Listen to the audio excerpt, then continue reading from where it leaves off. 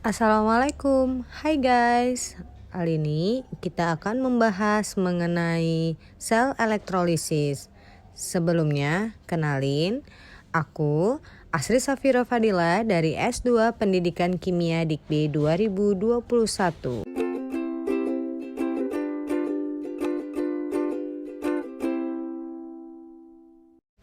Sel elektrolisis yang kali ini akan kita bahas adalah pengertian sel elektrolisis, rangkaian sel elektrolisis, prinsip kerja sel elektrolisis, serta reaksi sel elektrolisis. Sebelumnya, apa sih sel elektrolisis itu? Sel elektrolisis adalah penguraian suatu elektrolit karena adanya arus listrik. Sel elektrolisis terjadi perubahan dari energi listrik menjadi energi kimia. Berikut adalah rangkaian dari sel elektrolisis. Sel elektrolisis terdiri dari arus listrik sebagai penyuplai arus listrik searah seperti baterai. Lalu ada anoda yang bertindak sebagai elektroda positif sebagai tempat terjadinya reaksi oksidasi yang dihubungkan dengan kutub positif sumber energi listrik. Lalu ada katoda yang bertindak sebagai elektroda negatif tempat terjadinya reaksi reduksi yang dihubungkan dengan kutub negatif sumber energi listrik. Dan yang terakhir ada larutan elektrolit, larutan yang bisa menghantarkan arus listrik. Selanjutnya, prinsip kerja sel elektrolisis. Sel elektrolisis memakai dua batang elektroda yang dihubungkan dengan sumber arus listrik. Lalu, kedua batang dua elektroda ini dimasukkan ke dalam larutan elektrolit. Elektroda karbon yang dihubungkan dengan kutub positif pada sumber arus bertindak sebagai anoda, sedangkan elektroda yang dihubungkan dengan kutub negatif pada sumber arus bertindak sebagai katoda. Jika aliran listrik mengalir dalam rangkaian ini, maka larutan elektrolit akan terurai. Larutan elektrolit yang terurai akan menjadi kation atau ion positif dan anion atau ion negatif. Lalu, ion positif akan bergerak menuju katoda, sedangkan ion negatif akan bergerak menuju anoda. Di anoda, anion akan dioksidasi dan menghasilkan elektron-elektron hasil oksidasi yang bergerak mengalir ke katoda. Seperti yang terlihat pada gambar, ion bergerak dari anoda atau dari kutub positif menuju ke kutub negatif atau katoda. Anion yang di anoda akan teroksidasi dengan melepas elektron, sedangkan yang di katoda elektron ditangkap oleh kation sehingga terjadi reaksi reduksi. Setelah memahami prinsip kerja sel elektrolisis, maka kita akan membahas mengenai reaksi-reaksi pada sel elektrolisis yang berbeda-beda. Ingat kembali ya, di katoda selalu terjadi reaksi reduksi yang bila dihubungkan dengan reaktivitasnya, maka ion yang tereduksi akan menjadi ion yang tidak negatif atau potensial listrik lebih positif. Nah, sedangkan di anoda selalu terjadi reaksi oksidasi yang artinya lebih reaktif atau potensial listrik lebih negatif. Untuk reaksi yang terjadi di katoda, kita hanya melihat jenis-jenis kationnya saja.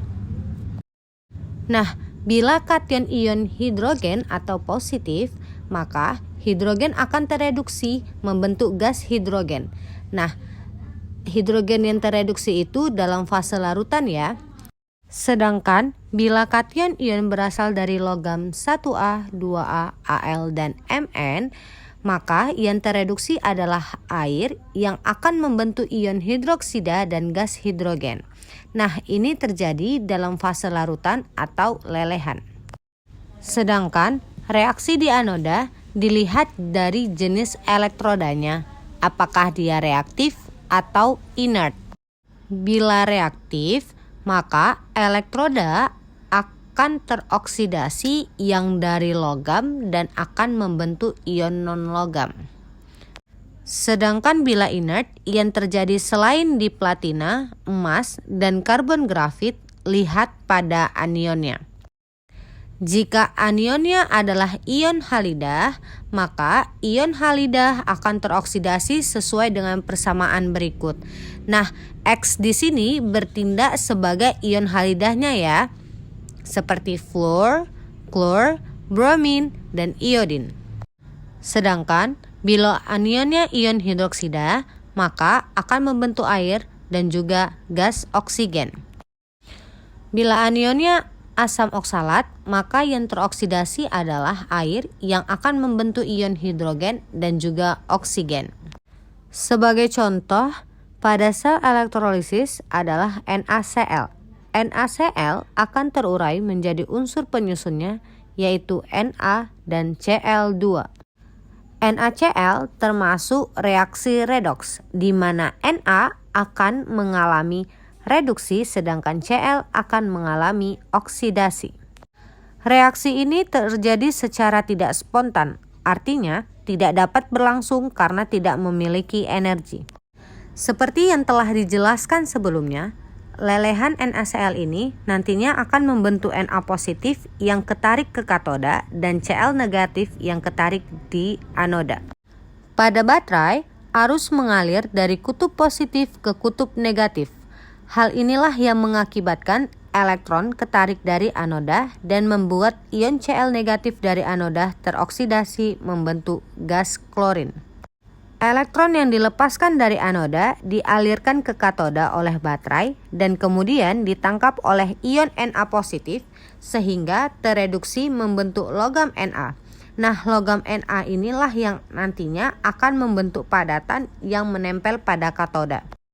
Bisa kita lihat pada gambar di mana ion Cl negatif dari anoda nantinya akan dialirkan dari kutub positif menuju kutub negatif. Di anoda, elektron akan dilepaskan dan dialirkan ke katoda melalui baterai.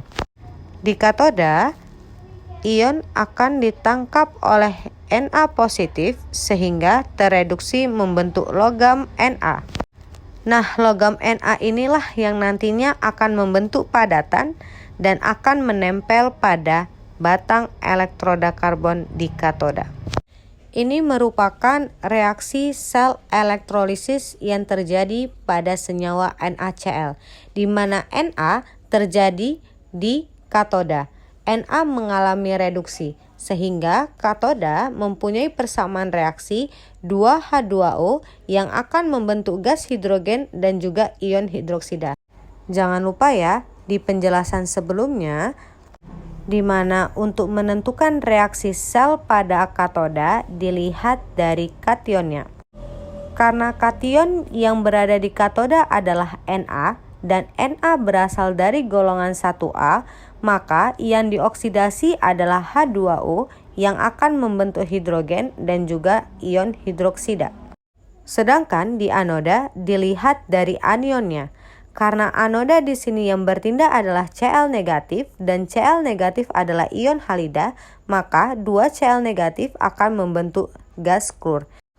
Maka reaksi sel elektrolisis adalah 2 Cl negatif ditambah dengan 2 H2O yang akan membentuk hidrogen dan juga ion hidroksida dan juga gas klor.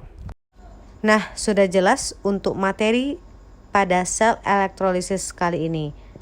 Terima kasih untuk pertemuan materi kali ini. Jangan lupa like, share, komen, dan subscribe. Sampai jumpa di materi selanjutnya. Wassalamualaikum warahmatullahi wabarakatuh.